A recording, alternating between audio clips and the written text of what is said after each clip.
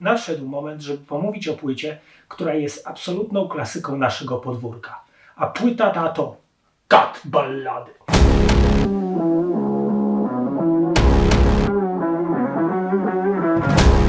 Na początek na szybko przypomnijmy historię Kata.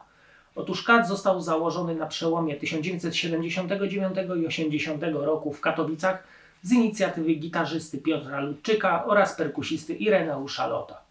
Jest zaliczany do tak zwanej trójcy polskiego thrash metalu, a mianowicie TSA, Turbo i Kat. Chociaż Kat z nich był najmocniejszy. Na początku, nie mogąc znaleźć dobrego wokalisty, Kat był grupą instrumentalną.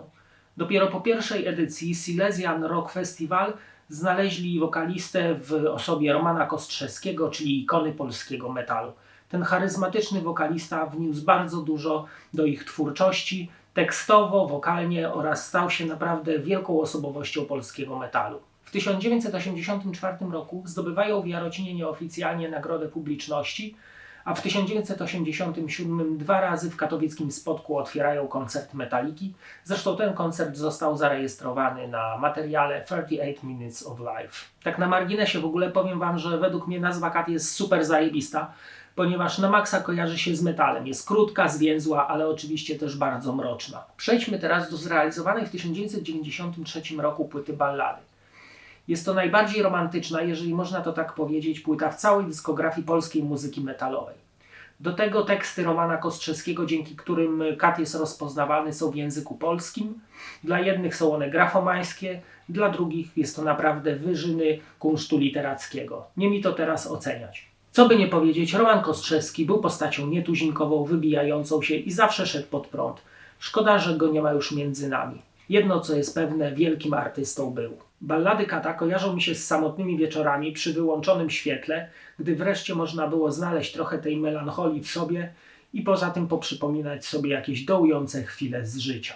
Płyta Ballady przedstawia takie łagodniejsze, stonowane oblicze Kata, chociaż jak wiemy na wcześniejszych wydawnictwach pomiędzy te szybkie, wściekłe, thrashowe riffy zawsze Kat wplótł jakąś balladę.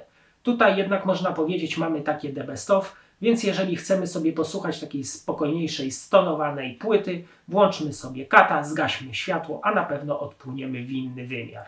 A co do muzyki, na pewno płyta jest bardzo melodyjna. Mamy tutaj dużo zagrywek takich wręcz melodyjnych, refrenowych, które możemy sobie śpiewać pod nosem idąc do szkoły, do pracy, bądź wyjść gdzieś w lesie do księżyca, bądź przy ognisku, bądź gdzieś nad jeziorem. Płytę rozpoczyna utwór Legenda Wyśniona z delikatnym intrem pianina, które następnie rozwija się w ciekawe pasaże gitarowe. Nie otwieraj, nie otwieraj, nie otwieraj bramy mroku. Następny na płycie jest Głos z ciemności, zaczerpnięty z płyty Oddech wymarłych światów. Zaczyna się fajną, wpadającą w ucho frazą, przechodzącą w ostry gitarowy riff. Cały kawałek poraża nas swoją mocą oraz świetną solówką. No i ten niezapomniany tekst: z nędzy, nędza, z krwi, krew. No, przepraszam za ten mój udawany śpiew, no ale musiałem.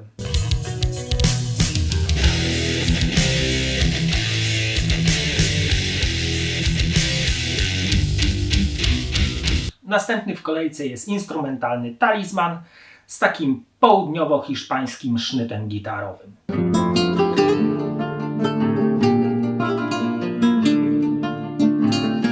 Kolejnym utworem jest kawałek, bez którego obecności na tej płycie na pewno ta płyta nie byłaby taka wielka, zaczerpnięty z płyty Bastard, a mianowicie Łza dla cieniów minionych. Jest to kawałek, który każdy metalowiec za moich czasów znał chyba na pamięć i przy ognisku mocno zakrapianym browarami i innymi alkoholami wył tekst do księżyca: okręt mój płynie dalej, gdzieś tam. No i tak dalej, i tak dalej. Na dnie sarkofagu noc, czarna suknia, rozrzucam korale wspomnień. Następny utwór to Delirium Tremens, w którym Kostrzewski rozlicza się ze swoją młodością, a po nim następuje chyba najostrzejsza z ballad, czyli Czas zemsty, zaczerpnięta z 3 szóstek, więc wiadomo, że musiała być najostrzejsza.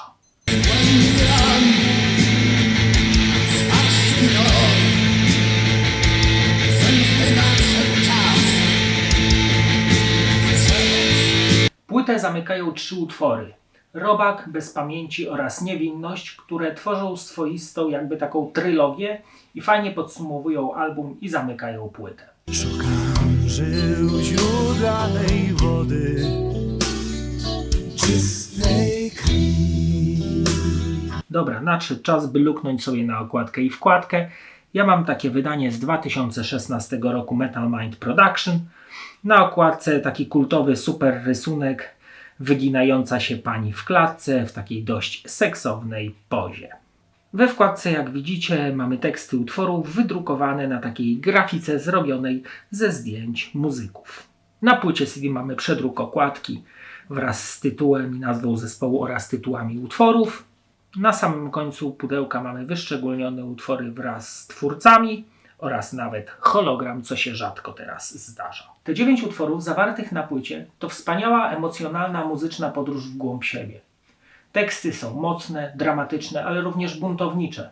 I aż dziw bierze, że płyta nagrana 30 lat temu może nadal rozbudzać takie emocje, jakbyśmy usłyszeli ją po raz pierwszy. Znamy przecież te wszystkie kawałki i często je nucimy. I właśnie to świadczy o wielkości tej płyty. A teraz zapraszam do oglądania kolejnego odcinka. Cześć!